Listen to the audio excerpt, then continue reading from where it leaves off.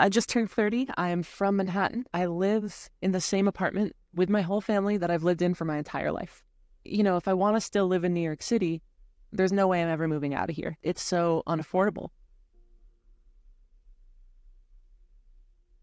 I go around my neighborhood and when friends visit me, I joke that I point at buildings and I just tell them what they used to be.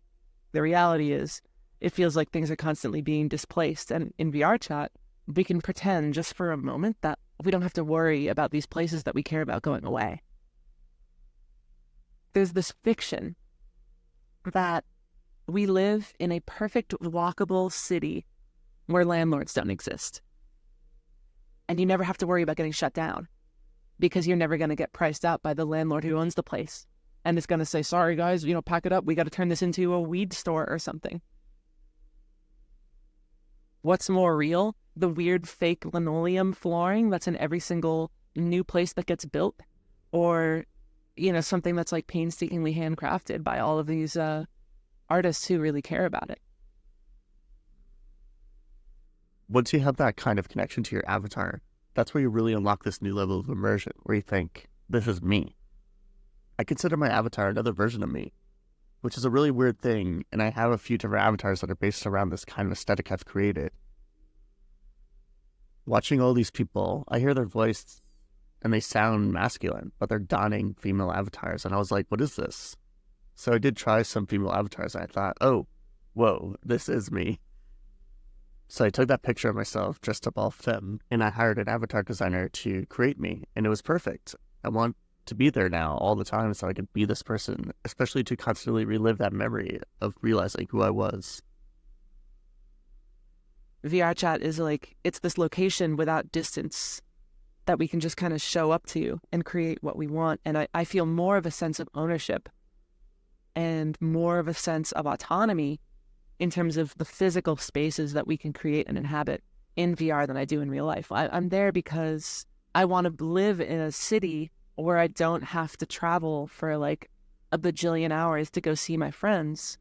Or if someone lives across the world, I can see them right now.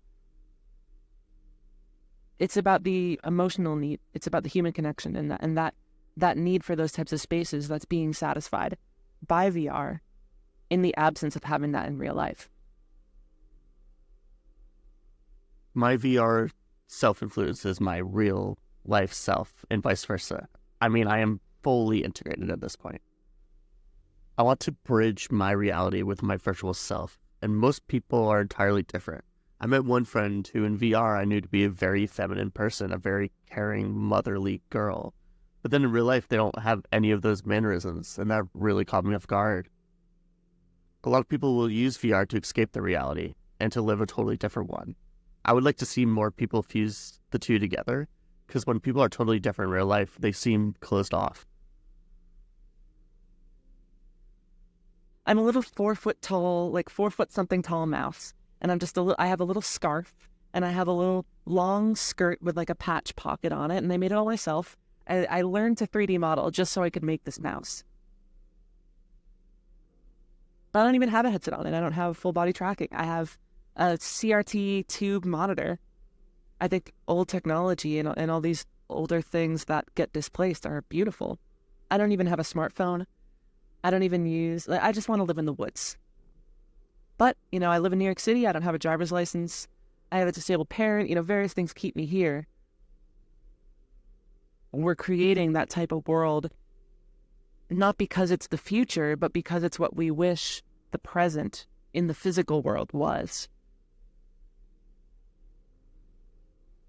I don't really care about the technology.